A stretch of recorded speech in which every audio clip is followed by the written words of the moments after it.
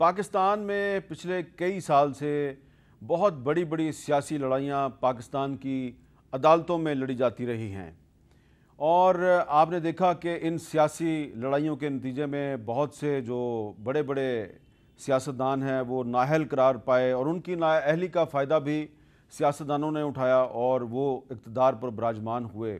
लेकिन अब हम देख रहे हैं कि पाकिस्तान की कुछ बड़ी सियासी लड़ाइयाँ पाकिस्तान से बाहर की अदालतों में लड़ी जाने वाली हैं और एक ताज़ा तरीन जो लड़ाई हमें लग रहा है कि पाकिस्तान की बजाय बरतानिया की अदालतों में लड़ी जाएगी, ये होगी साबिक वज़ीर आला पंजाब शहबाज शरीफ और मौजूदा वज़ीर आज़म पाकिस्तान जनाब इमरान खान साहब के दरमियान। आप जानते हैं कि डेली मेल जो एक बरतानिया का टैबलॉयड है उसमें ख़बर शाया हुई है और उस खबर में ये इल्ज़ाम लगाया गया है कि इराक़ की तरफ से जो फ़ंड्स ज़लज़ले के मुतासरीन की इमदाद के लिए पाकिस्तान को फ़राहम किए गए थे, उनमें से बहुत से फ़ंड्स मुबैना तौर पे इस डेली मेल की ख़बर के मुताबिक शहबाज शरीफ साहब के ख़ानदान के ज़ाती अकाउंट्स में चले गए। उन्होंने अपनी एक वजाहत में इसकी तरदीद की है। जो हुकूमत के एक मशीर बराए अकाउंटेबिलिटी हैं जनाब शहजाद अकबर साहब, उन्होंने आज एक प्रेस कॉन्फ्रेंस की है और उसमें उन्होंने क्या कहा, ज़रा सुने। कल आपने एक बड़ा दावा भी किया शहबाज शरीफ साहब कि आप मेरे खिलाफ और मेल ऑन संडे के खिलाफ, डेली मेल के खिलाफ और उस सहाफ़ी के खिलाफ हत्क इज़्ज़त का दावा करेंगे। मैंने कल भी आपको चैलेंज किया था, मैं आज आपको फिर चैलेंज करता हूँ।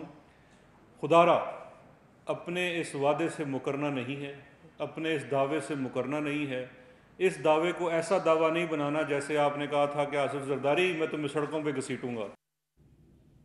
तो शहजाद अकबर साहब की ये जो प्रेस कॉन्फ्रेंस है, इसके बाद हमने रब्ता किया शहबाज शरीफ साहब से और उनसे पूछा कि आप कब और कैसे जो शहजाद अकबर साहब का जो चैलेंज है इसको कबूल करेंगे और क्या वाकई आप बरतानवी अदालतों में इमरान खान, शहजाद अकबर और डेली मेल के ख़िलाफ़ अपना को मुकदमा दायर करने जा रहे हैं। तो शहबाज शरीफ साहब के जो अल्फाज थे वो ये थे कि जनाब मेरे हाथ तो एक बटेरा आ गया है और मैं इस बटेरे को अब जाने नहीं दूंगा और हर सूरत में मैं बरतानवी अदालतों में ये मुकदमा दायर करूंगा। और क्योंकि मैंने पहले भी बहुत से मुकदमे दायर किए हैं पाकिस्तान की अदालतों में, लेकिन इमरान खान साहब या उनके वकला जो हैं वो अदालतों में नहीं आते, लेकिन अब मैं बरतानवी अदालत में मुकदमा दायर करूँगा और ये जो बटेरा मेरे हाथ में आया मैं इसको जाने नहीं दूँगा। अब पता नहीं शहबाज शरीफ साहब कब तक ये दावा दायर करते हैं। उनका कहना है कि मेरे वकीलों ने इंग्लैंड में जो डेली मेल की जो ख़बर है उसकी रोशनी में अपना एक मुकदमा जो है उसको तैयार करना शुरू कर दिया है। लेकिन क्या ये मामला वाकई किसी लॉजिकल कंक्लूजन तक पहुंचेगा और इस सिलसिले में पंजाब हुकूमत जो है क्या वो कोई इंक्वायरी कर रही है? एक तरफ ये शहबाज शरीफ वर्सेस इमरान खान एक लड़ाई चल रही है, दूसरी तरफ आप देख रहे हैं कि पाकिस्तान के जो आम लोग हैं उनके लिए रोटी खाना भी मुश्किल हो रहा है और रोटी की कीमतों में भी इजाफा हो रहा है, लेकिन हम जो है वो एक दूसरे के ख़िलाफ़ मुकदमे दायर करने की धमकियां दे रहे हैं। तो आज हम गुफ्तगू करेंगे। हमारे साथ मौजूद हैं जनाब बैरिस्टर मोहसिन शाहनवाज रांझा साहब, मुस्लिम लीग नून के रुकन कौमी असम्बली, साबिक वज़ीर, और लाहौर में मौजूद हैं जनाब डॉक्टर शहबाज गुल साहब जो कि हुकूमत पंजाब के तर्जुमान हैं।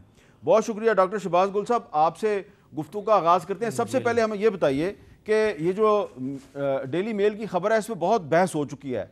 शहबाज शरीफ साहब ने इसकी तरदीद कर दिया है, शहजाद अकबर साहब भी अपनी खबर पे कायम हैं, जिस बरतानवी सहाफ़ी ने खबर फाइल किया वो भी अपनी खबर पे कायम है।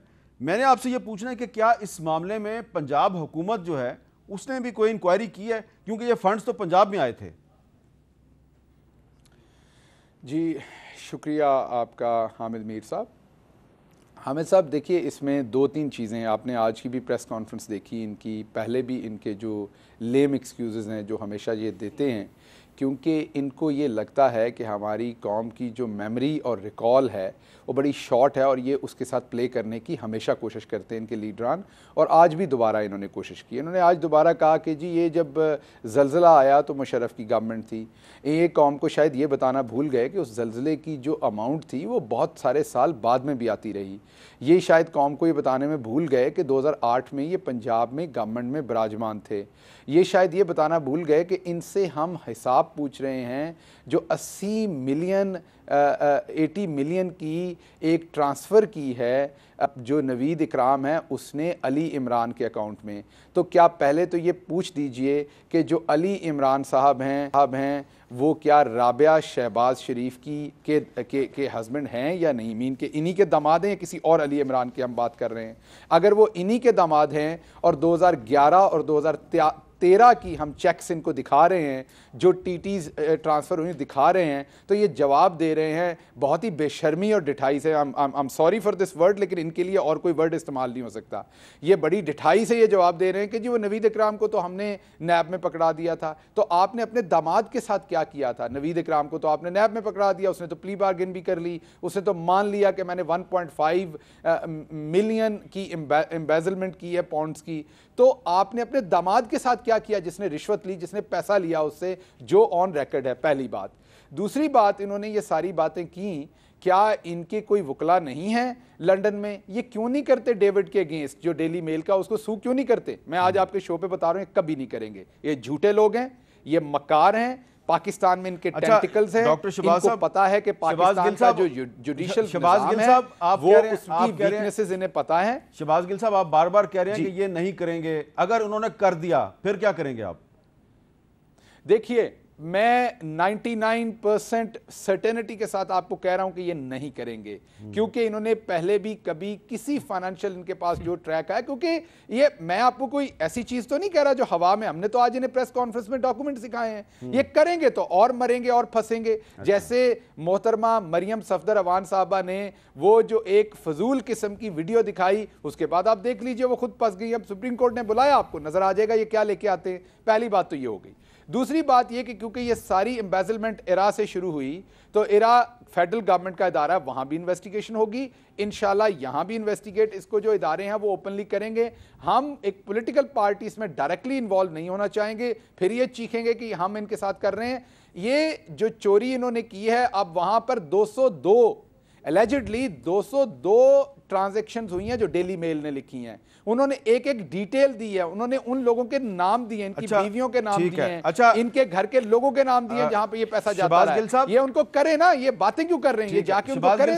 फर्ज करें कि डेली मेल की ये खबर दुरुस्त है, तो डेली मेल ने इमरान खान साहब के बारे में भी कुछ अर्सा पहले खबर छापी है, तो वो भी दुरुस्त है फिर?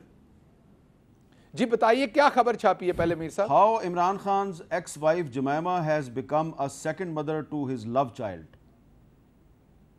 ठीक है, तो ये खबर तो आपके इस शो पे आप जैसे इतने माशाल्लाह मोहतरम जो जर्नलिस्ट हैं, वहां पे मैं मरियम सफदर अवान साहबा की या जमाइमा साहबा की शादियां, उनकी टाइमिंग, बच्चों के पैदा होने की टाइमिंग्स डिस्कस करूंगा? नहीं, सॉरी टू से, आपको सिर्फ ये ना आपको जेब देता है, मुझे देता है। आप अखबार बहुत सारी खबरें शाया करती हैं, मैं ऐसे सवालों के जवाब नहीं दूंगा, ना मैं below the belt Sharif family पे हिट करूंगा। यहां पे बात हो रही है मीर साहब फाइनेंशियल इंटेग्रिटी की। आपने लूटे हुए पैसे का हवाला मुझे क्या, मैं आपके साथ अखबार की खबर का हवाला दे रहे हैं, कम आ रही है, जिस अखबार की खबर का हवाला दे रहे हैं, मैंने भी आपको उसी अखबार की खबर मैं उसी अखबार की देखिए मैं दोबारा बताता हूं। हाँ। जंग अखबार है या नवाए वक्त है या दुनिया का कोई अखबार है, वॉशिंगटन टाइम, उसमें हर तरह की खबरें होती हैं। ठीक है, लेकिन आपका एक सबसे सफ़े अव्वल का शो है, आप एक सबसे मोतबर जर्नलिस्ट हैं, और मैं अपने आप को एक रीजनेबल बंदा मानता हूं।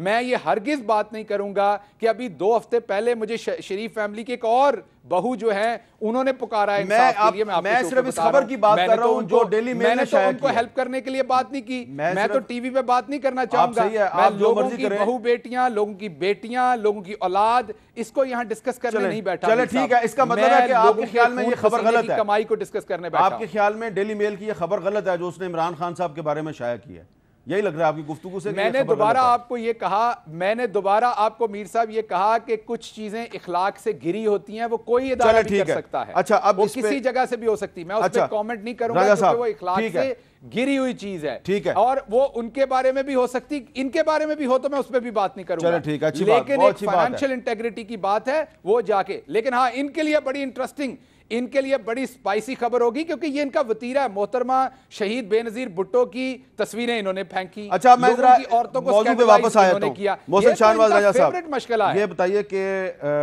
जो डॉक्टर शहबाज गिल साहब है उनको यकीन है, वो कह रहे हैं कि मुझे 99% यकीन है कि आप किसी बरतानवी अदालत में इस पर नहीं जाएंगे, आप इनके खिलाफ कार्रवाई नहीं करेंगे। लेकिन मेरे ख्याल से जब डॉक्टर साहब सियासत में नहीं आए थे, आज से कुछ साल पुरानी बात है, साल पहले शायद ये आए हैं, गवर्नमेंट ऑफ पंजाब में इनको जॉब पे रखा या स्पेशल असिस्टेंट के तौर पे रखा। वो स्पोक्स पर्सन है पंजाब गवर्नमेंट के। उससे पहले इलेक्टेड तो नहीं है ना, सिलेक्टेड ही हैं।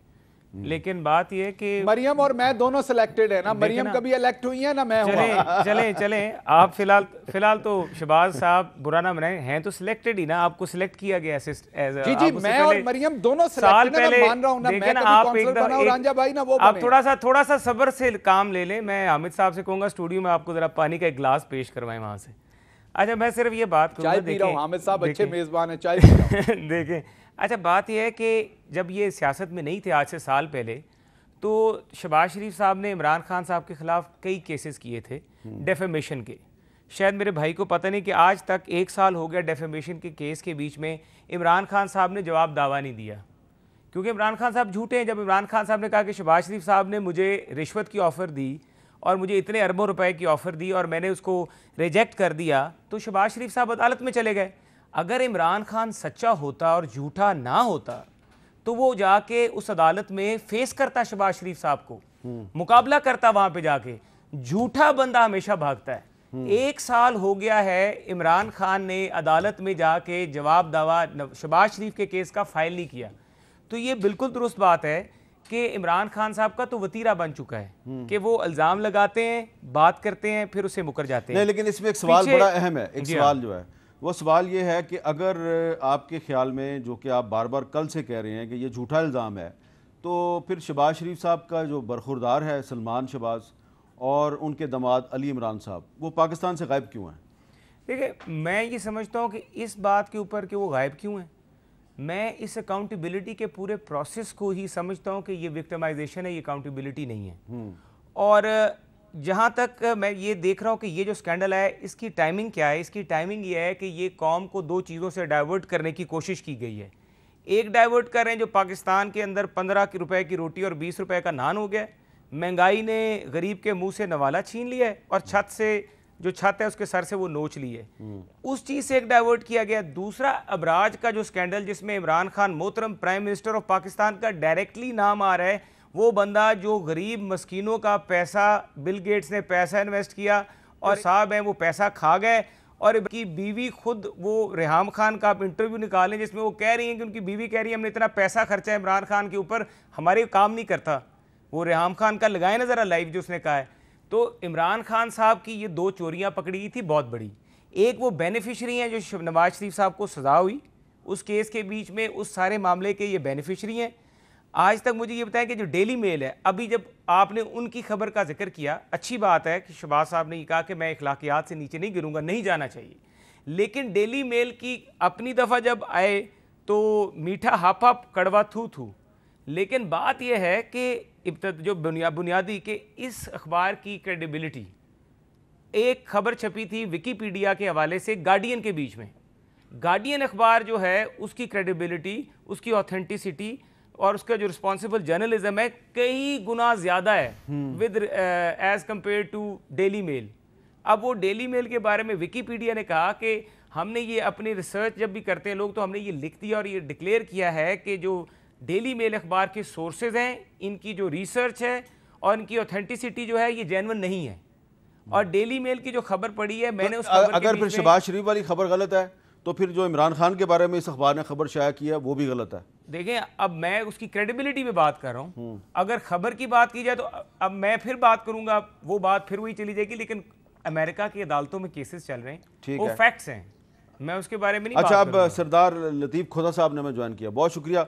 सरदार साहब ये बताएं कि ये पाकिस्तान की जो उसके बारे में हर जो बड़ा स्कैंडल है ये बरतानिया के अखबार में क्यों शाया होता है? आपको याद है जो मोहतरमा बेनज़ीर भुट्टो और आसिफ जरदारी साहब को जो सज़ा दिलवाई थी सैफुर रहमान साहब ने, वो टेप भी वहीं, वो टेप थी जो वो संडे टाइम्स ने शाया की थी, वो पूरी स्टोरी संडे टाइम्स ने शाया की थी।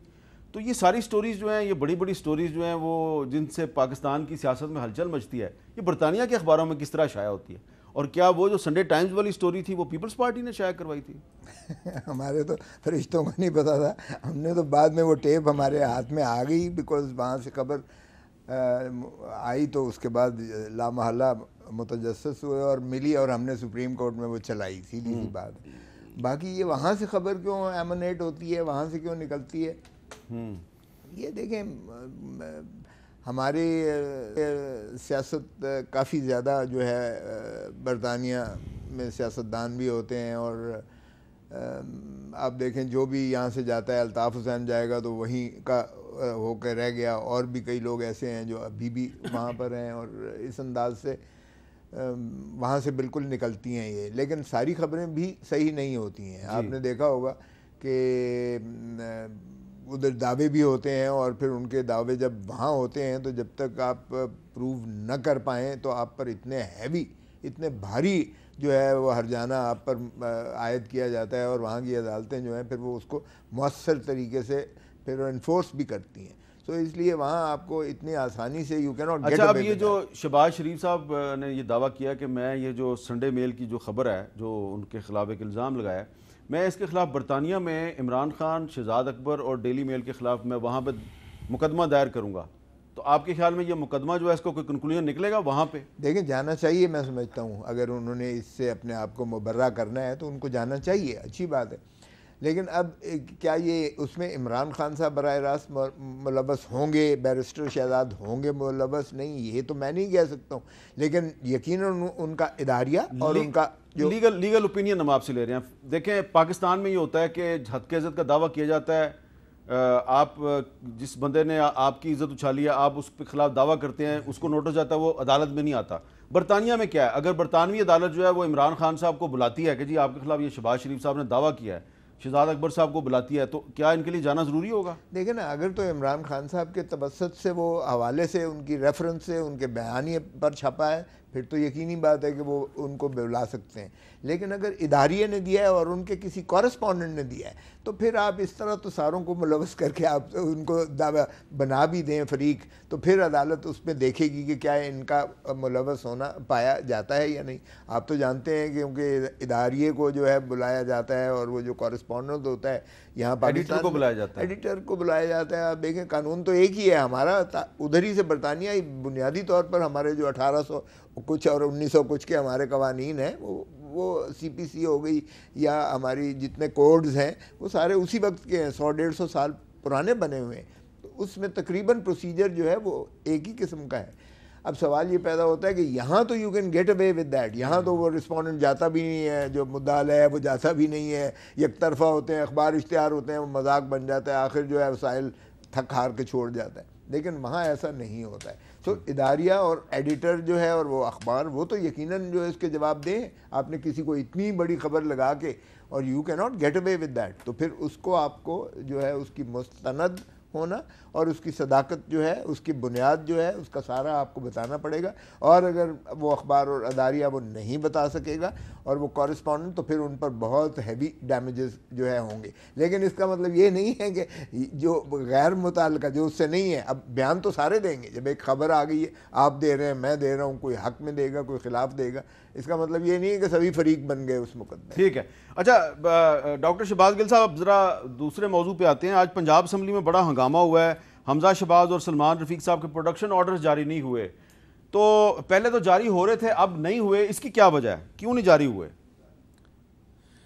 जी मीर साहब, इस पर बात करने से पहले क्विकली मैं रांझा साहब की खिदमत में अर्ज़ कर दूं। वैसे तो रांझा साहब पढ़े लिखे हैं, बैरिस्टर हैं, मेरी बरादरी से भी हैं, लेकिन मेरा ख्याल रांझा साहब या भूल गए हैं या थोड़ी तवज्जो नहीं फरमाई कि जो दुनिया में सबसे कम क्रेडिबिलिटी की चीज़ है, क्योंकि मैं एक प्रोफेसर हूँ, रिसर्चर हूँ, इसलिए उनकी खिदमत में अर्ज़ कर रहा हूँ, वो विकीपीडिया है। और डेली मेल डेफिनेटली विकीपीडिया से ज़्यादा रिसोर्सफुल चीज़ है। या मैं ये नहीं कह रहा विकीपीडिया न्यूयॉर्क टाइम्स है, या मैं ये नहीं कह रहा वो वॉशिंगटन पोस्ट है, लेकिन जनाब की खिदमत के लिए अर्ज़ कर रहा हूँ कि मेरा ख्याल जनाब ने पिछले काफ़ी देर से पढ़ने लिखने से कोई ज़्यादा उज़र नहीं रखा। तो विकीपीडिया जो है वो सबसे कम मोस्ट अनरिलायबल चीज़ है। अब अभी जाइए विकीपीडिया में और किसी का पेज कभी भी एडिट कर लीजिए। अगर कहते हैं तो मैं मैं रांझा साहब का अभी लिख देता हूँ कि रांझा साहब जो हैं वो हॉलीवुड के सबसे बड़े एक्टर हैं, तस्वीर लगा देता हूँ, अगले 2 घंटे में विकीपीडिया पे आ जाएगी। तो एक तो अपनी ये गलत फहमी दो। दूसरा, रांझा साहब बाज नहीं आए, हालांकि मैंने इनसे रिक्वेस्ट की थी मत करें गैर अखलाकी बातें, यहाँ से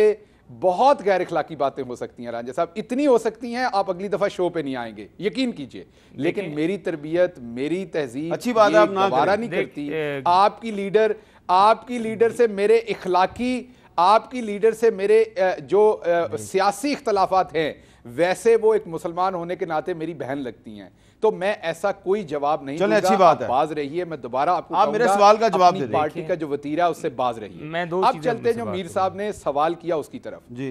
वो सवाल है, मीर साहब आज आपसे ज्यादा किसको पता है कि असम्बली का जब एक इजलास होता है तो उस पर कितना पैसा खर्च होता है? इजलास हुआ, उसमें एजेंडा था कि जी हमारे पब्लिक इंटरेस्ट के ये क्वेश्चन है जो हमने पूछने हैं, आप कार्रवाई निकाल के देख लीजिए, एक इंटरेस्ट नहीं था सवाए प्रोडक्शन ऑर्डर के। प्रोडक्शन ऑर्डर स्पीकर का प्रेरोगेटिव है, जब वो समझेंगे वो इशू करेंगे, जब वो नहीं समझेंगे वो नहीं करेंगे।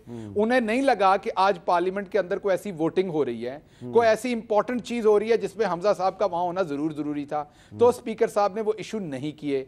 लेकिन अगर नहीं किए तो आप जरूर प्रोटेस्ट करें, आपका हक है, बाहर बैठ के प्रोटेस्ट करें, मीडिया में आपकी आवाज जाएगी, अंदर बात तो करें। खुदा के बंदो, एक असेंबली का पूरा सेशन बुलाया है, करोड़ों रुपया खर्चा आया, सारे मेंबरान को राजनपुर से आया, को कहीं से आया, और भाई पब्लिक इंटरेस्ट की बात तो करो। जो आपको रोटी और नान का फिक्र यहां पड़ा है वो आज असेंबली में भी बात कर लेते। असेंबली में एक बोला है, इनका जो मायानाज फनकार है राना मशहूद, जिनको पता है वो अगले चंद दिन में उठाया जाना। अब मेरे पास को नैब का इल्म नहीं है कि वो उठाया जाना है, लेकिन अगर बाहर बादल हो तो पता चलता है बारिश होनी कैसे है। आपको कैसे पता है? आपने माल खाया हुआ है और आपके डॉक्टर साहब आपको कैसे पता है कि राना मशहूद उठाया जा चुका है, तो अगली बारी आपकी है।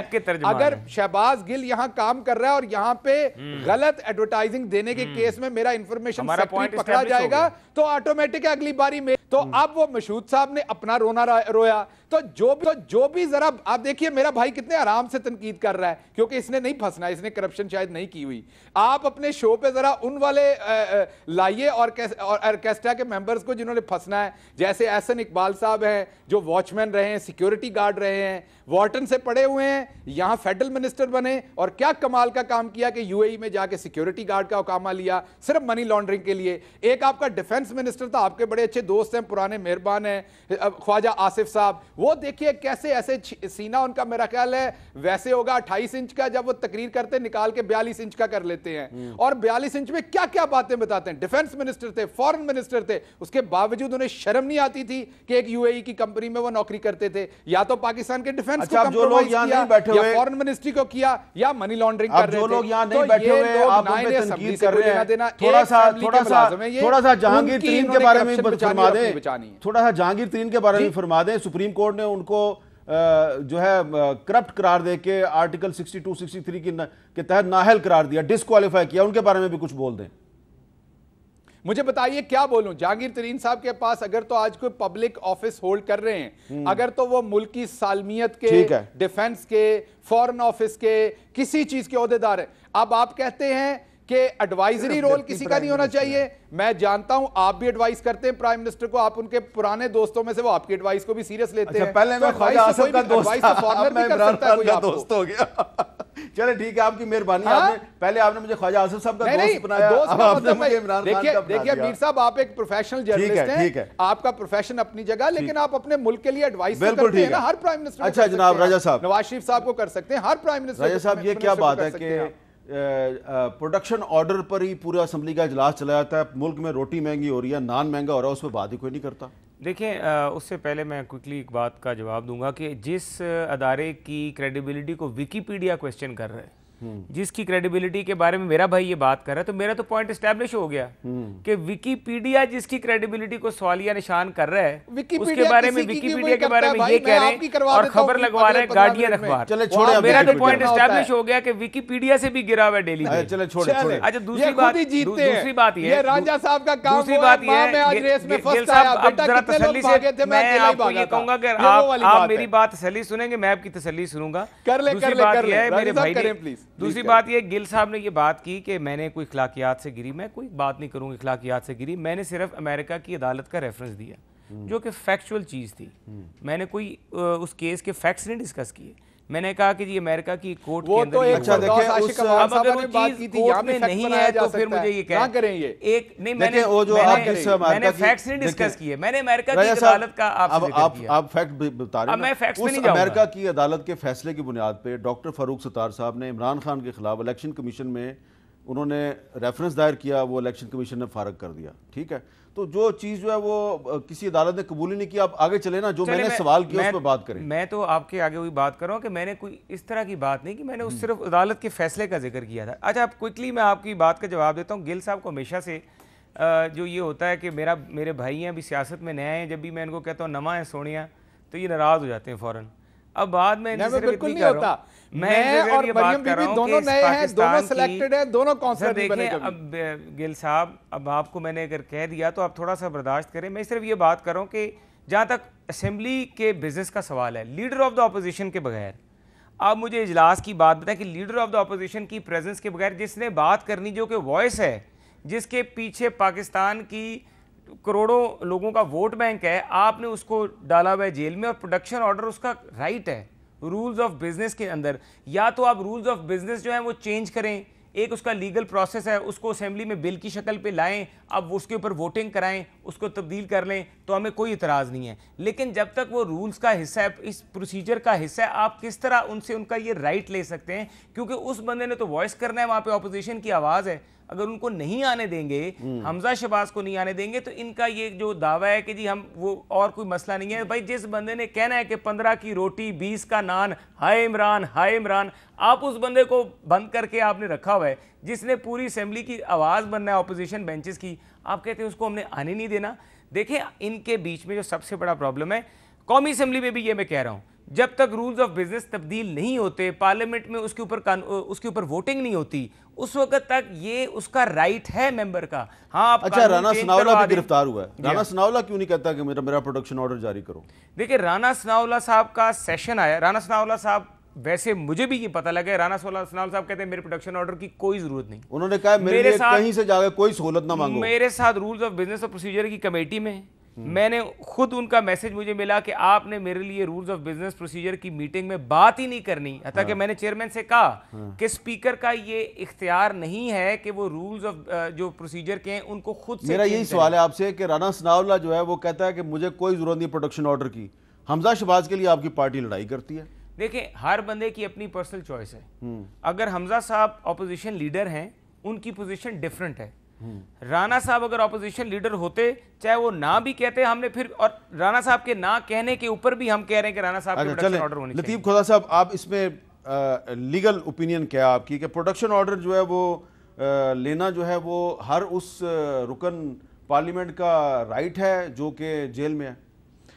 देखें, अगर आप सारी स्कीम को देखें इसकी, तो इस स्कीम का मकसद ही ये है, क्योंकि वो भी मुंतखब होकर आया है, और कानून ये कहता है कि इल्ज़ाम की बुनियाद पर किसी शख्स को आप मुजरिम नहीं कह सकते, वो बेगुनाह है तावक्ते के अनलेस प्रूवन गिल्टी। और आर्टिकल आपका 25, आपका आर्टिकल 9 जो कहता है राइट ऑफ लाइफ और लिबर्टी जो है वो बुनियादी हक में आ गया।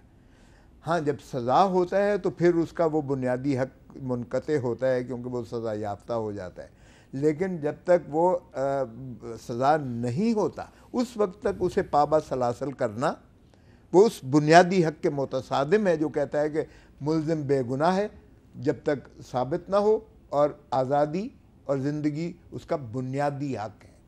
और इसी तरह उसको जब इलेक्ट करके लोगों ने भेजा है पार्लियामान में, असेंबली में, सेनेट में, तो फिर उसकी अपनी हैसियत से ज़्यादा उन इलेक्टोरेट की, जो 1 लाख है, 1.5 लाख है, 1.25 लाख है, जितना भी है, जिन्होंने वोट देकर उसे भेजा है उस ऐवान में, फिर रियासत की नफ़ी हो जाती है। क्योंकि रियासत जो है उसकी तारीफ़ अगर आप आइन में देखें तो रियासत बनती ही पार्लियामान से, असेंबलियों से, और डिस्ट्रिक्ट गवर्नमेंट से, डिस्ट्रिक्ट असेंबलियों से, यानी अवाम को मुक्तदिर किया गया है, और यही रियासत की तारीफ। अच्छा, लेकिन खोदा साहब, हमने देखा है कि बहुत से अरकान पार्लियामेंट जो कि आम तौर पे रूटीन में ना स्टैंडिंग कमेटी की मीटिंग में जाते हैं, ना स्टैंडिंग कमेटी की प्रोसीडिंग में हिस्सा लेते हैं, वो जब गिरफ्तार हो जाते हैं तो वो 1, 2 नहीं 5, 6 स्टैंडिंग कमेटियों के जानबूझ के मेंबर बनते हैं, ताकि जब भी स्टैंडिंग कमेटी का इजलास हो तो उनका प्रोडक्शन ऑर्डर जारी हो जाए। तो ये साफ पता चलता है आपको कि वो अपना जो असम्बली की मेंबरशिप है उसको इस्तेमाल करते हैं ताकि जब असम्बली का इजलास नहीं भी है तो प्रोडक्शन ऑर्डर जारी हो जाए? देखिए, पहली बात तो ये है कि बेल का मकसद क्या है, या इस तरह आप मुखलसी जब देते हैं इसका मकसद क्या है? अदालत के अगर तो ऑब्स्ट्रक्शन हो रही है अदालत में, ये नहीं कि उसको पावा सलासल कर रखा है जेल में या किसी आपने डिटेंशन हाउस में उसे रखा हुआ है तो उससे जो है कोई क़यामत गिर जाएगी। हाँ, अगर ऑब्स्ट्रक्शन इन जस्टिस हो रही है फिर तो आप कहिएगा कि मुतसादिम है, फिर आपको जो है इसका चूज़ करना पड़ेगा कि कौन सी प्रायोरिटी लेती है, कौन सी चीज़।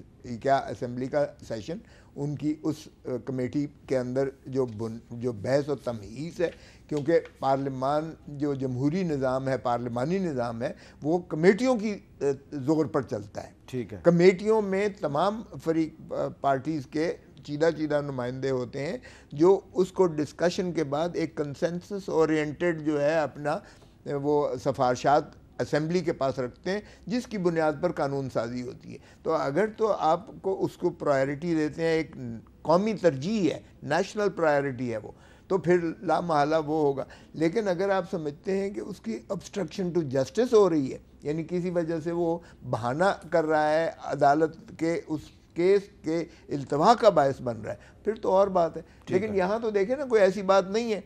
अगर सिर्फ आपने रखा हुआ है जेल में या उसको किसी डिटेंशन कैंप में रखा हुआ है, और फिर क्या फ़र्क पड़ता है भाई, अगर उसको लाने में आपको क्या कबाहत है।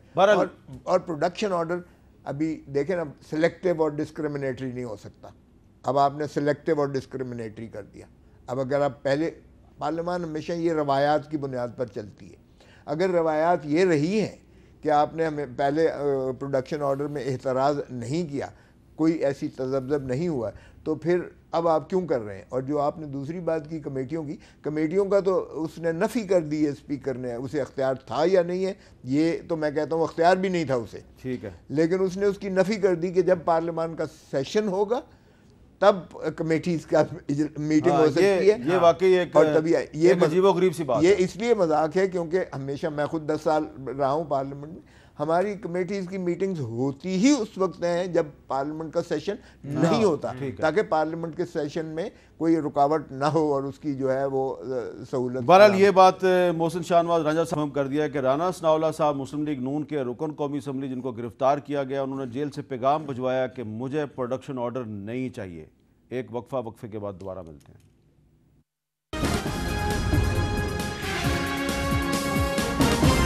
पाकिस्तान की जो हिज़्ब इख्तिलाफ है और हिज़्ब इक़्तिदार है उसके दरमियान बरतानवी अदालतों में एक जंग शुरू होने वाली है।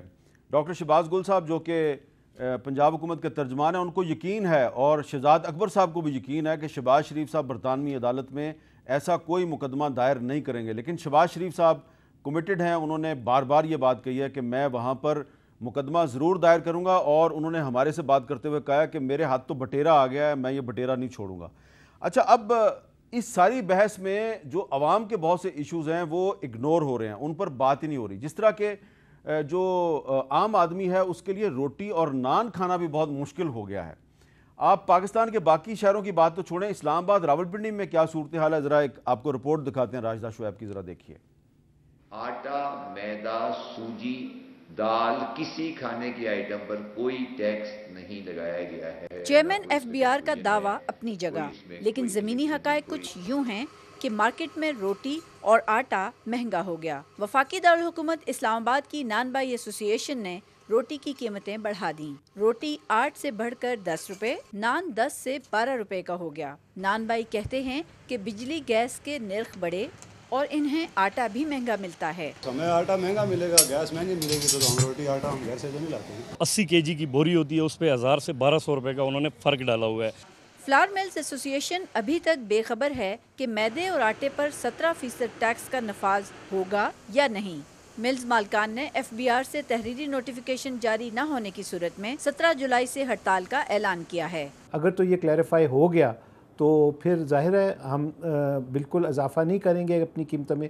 बाज़ फ्लावर मिल्स ने 2760 वाली आटे की बोरी अब 3400 रुपए में फरोख्त करना शुरू कर दी है, जबकि फाइन आटा 3300 से बढ़कर 4200 का हो गया है। ताहम प्राइस कंट्रोल अथॉरिटी का किरदार कहीं नजर नहीं आता। सरकारी दावों के बरक्स फ्लावर मिल्स ने आटे के निर्ख बढ़ाए और नान बाइयों ने रोटी के। इस गैर यकीनी सूरत हाल से मुनाफाखोर फ़ायदा और आवाम सरासर नुकसान उठा रहे हैं। कैमरामैन अब्दुल समरो के साथ राशिदा शोएब, कैपिटल टॉक, इस्लामाबाद। अब इससे पहले कि मैं शहबाज गिल साहब के पास जाऊँ, इस पर बात करते हैं।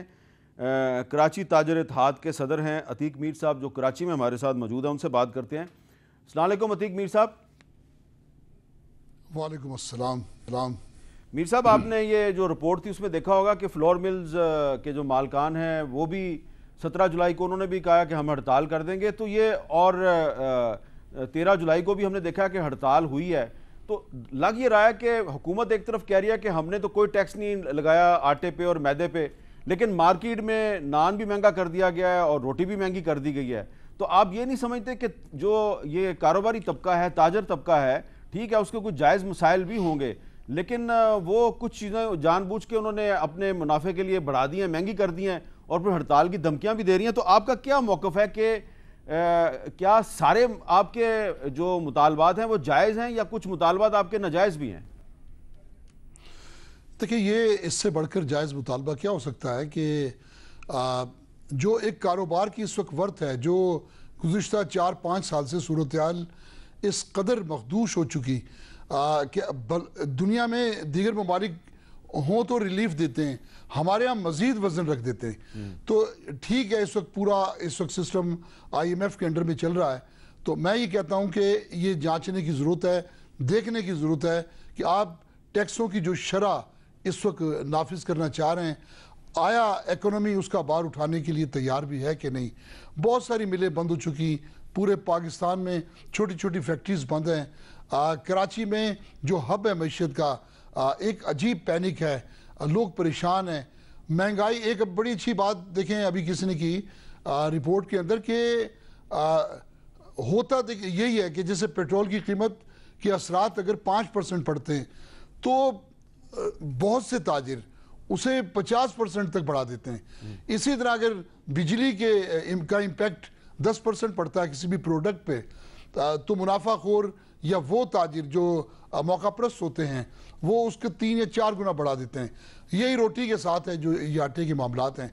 लेकिन हुकूमत इतना तो करे कि वो जो सरकारी प्राइस कंट्रोल कमेटीज़ हैं, जिस तरह देखिए कोई जुर्म होता है तो पुलिस मौजूद है, कानूनी इदारे मौजूद हैं, इस तरह ये भी एक जुर्म है, ये भी एक शब खून है अवाम के ऊपर कि वो जो मुनाफाखोर, जिस रमज़ान मुबारक में आप देखते हैं वो तमाम अशिया वाफर होती हैं लेकिन महंगी हो जाती हैं। इसलिए ये हुकूमत को चाहिए कि चेक एंड बैलेंस भी रखे। लेकिन एक बात ज़रूर है कि इस वक्त हुकूमत ने सोचे समझे बगैर जिस तरह का सिस्टम लादने की कोशिश की है, मुल्क भर के ताजिर परेशान हैं। महंगाई का गिरेला बजट के फौरी बाद आया, 20 से 25% अशिया की कीमतें बढ़ गई और मुसलसल बढ़ रही हैं। इसलिए कि माजी में फिर महीने 2 महीने के बाद पेट्रोल की कीमतों पे कोई बात आती थी, बिजली की कीमतों में एक वक्फा होता था। अब तो इधर खा के ठोकर संभलने ना पाए, उधर खाई ठोकर संभलते संभलते ये सूरत हाल है। अभी एक स्टेबल नहीं हो पाता मामला कि फिर दोबारा से कीमत बढ़ जाती है। आखिर ऐसी कौन सी उफ्ताद है, ऐसा कौन सा बुरान है, हुकूमत आवाम को संभलने क्यों नहीं देती? देखें, नान नुफ्के की ये हालत है कि एक वक्त था, मैं समझता हूँ कि राशन की तकसीम कराची मैंने देखी, इस मर्तबा जितने लोग वो देने वाले हाथ जो कभी राशन की तकसीम में हिस्सेदार होते थे, मैंने ऐसे लोग भी देखे मीर साहब कि इस दफ़ा वो खुद मांगने आए। तो ऐसा ये वक्त, आज ताजिर एहतजाज कर रहे हैं, उस वक्त से डरें कि ये निफाज, इस सिस्टम का निफाज, इतने भारी टैक्सेशन की वसूली का निफाज जब अमली तौर पर सामने आएगा तो मैं समझता हूं कि आवाम सड़कों पे आ जाएंगे। बहुत बहुत शुक्रिया अतीक मीर साहब, बहुत बहुत शुक्रिया। एक वक्फे के बाद दोबारा मिलते हैं।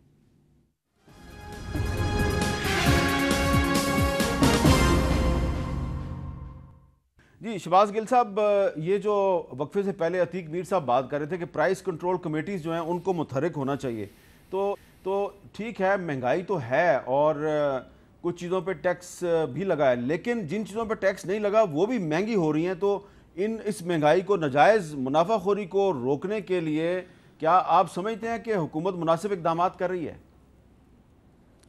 देखिए मीर साहब, इस पर मैं, क्योंकि ये बहुत इंपॉर्टेंट मसला है, कई दफ़ा हमारे कुछ सियासतदान, मैं ये कहूँगा पिछली हुकूमतों में भी आप देखते रहे, बहुत दफ़ा इनसेंसिटिव कमेंट्स दे देते हैं गरीब आदमी के खाने पीने की चीज़ों के ऊपर, जो कभी नहीं देने चाहिए। आपने देखा पाकिस्तान में ये रवायत है कि ये ना खाएं तो ये खाएं, तो लोग रोटी ना खाएं तो और क्या खाएंगे।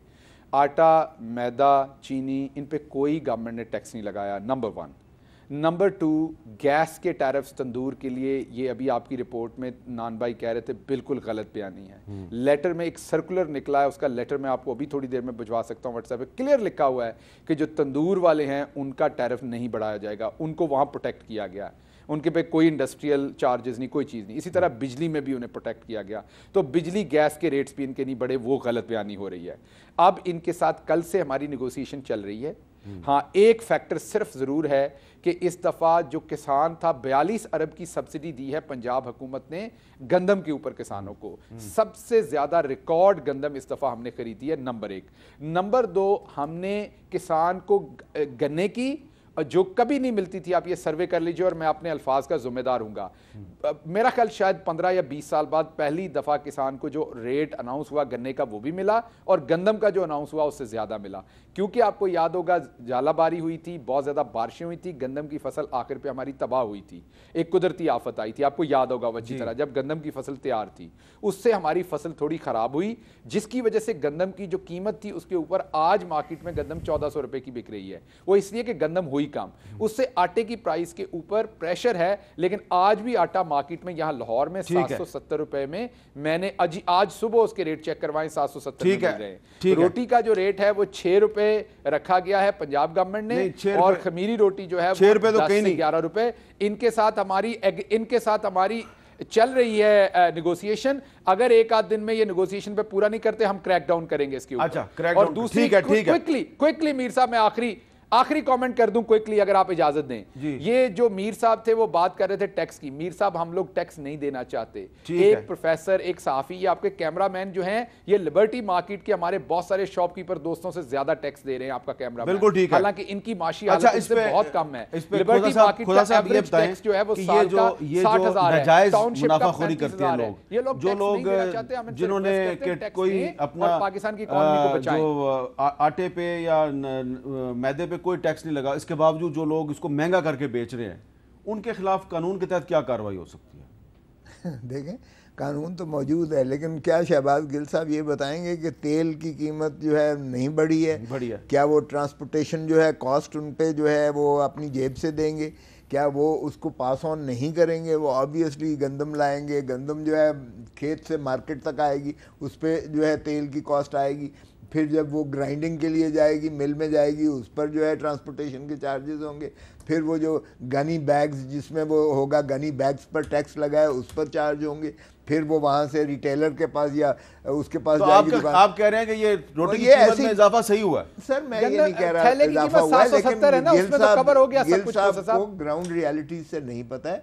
आज जरा चले जाएं बाजार में, मैं यकीन से कहता हूँ जूतियाँ पड़ेंगी पीटीआई का, कि जो भी वजीर जाके ज़रा वहाँ जाके दाल चने का ज़रा भाव लोगों से पूछे, और वो फिर जब इन्हें पता चलेगा तो जो इनका हाल होगा, आपकी सोच है। यहाँ पे मैं खोसा साहब आपसे डिसएग्री करूंगा थोड़ा सा। ये जो है ग्राउंड रियलिटी से बिल्कुल एसी के महलात आप शहबाज गिल साहब के साथ चले ना, मैं भी चलता हूँ आपके साथ बाजार में। मुझे साथ जरूर बिल्कुल चले हैं, आप भी जाना चाहते हैं? मुझे जरूर साथ आप क्यों जाना चाहते हैं साथ? शहबाज गिल चले, क्योंकि मीर साहब को पता है लंदन में फ्लैट खरीद रहा है, टीटियां लगवा रहा है, लोगों को पता है कि 40 प्राइम मिनिस्टर हाउस का बजट कम एक बात है कि इस महंगाई के दौर में रियलाइज नहीं कर रहे।